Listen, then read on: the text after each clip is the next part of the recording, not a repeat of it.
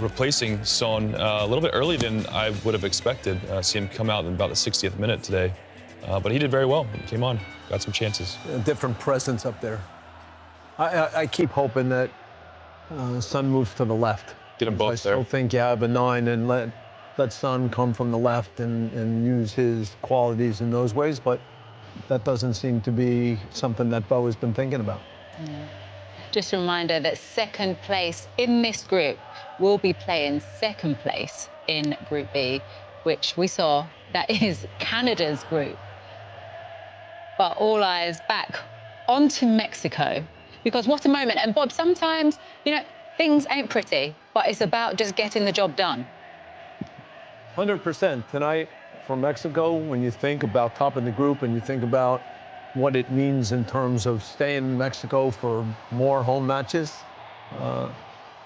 their football has been good in moments. They're always a team that can play from the back and move the ball quickly. Haven't really been very dangerous, but oftentimes a team grows in the tournament. And you'd like to think that with 6 points in 2 matches and a really good schedule coming up, that they're still in a good way.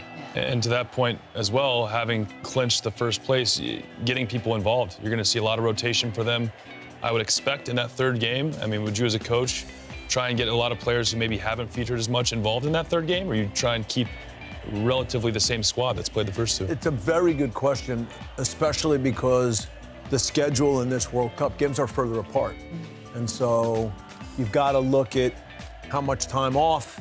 I certainly think there'll be some rotation, but it's a good question as to how you manage it. Yeah, if it's the wholesale change and you kind of do the whole 11, because obviously with 26 players, you have some options there. But good win for Mexico, and they're going to be, I mean, best case for them. They win in 2 games, coming out healthy, and going to be staying in Mexico City. I suppose the question is, will we see Mama Ochoa? But Bob, I think, I don't know, just going back to that question, because I used to hate being rotated. Yes. I felt like I was in a flow, I had momentum, I never wanted to be rested because I knew I'd have to go and do a blowout and get my, I don't know, my levels up that way.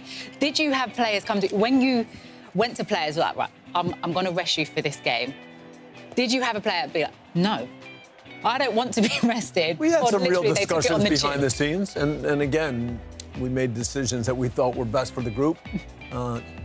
Can't survive long if you're simply taking a poll every time, but getting feedback from players and understanding how they think, and then going into a tournament, trying to balance what it means to keep a team going when you feel like things are starting to go in a good direction, versus also making sure guys are healthy and there's rest. So they'll have some tough decisions, but it's a good place to make tough decisions knowing you're already through. True, very true. To do it with 2 games. Mexico top in the group. We saw some great A. shots earlier of some fans that were celebrating back in Mexico City. They are rocking. Barricades nearly going down as they're celebrating this one. I tell you what, let's show those scenes that you're talking about, Walker, because it is, I love seeing the fan reactions, and it is popping in Mexico City.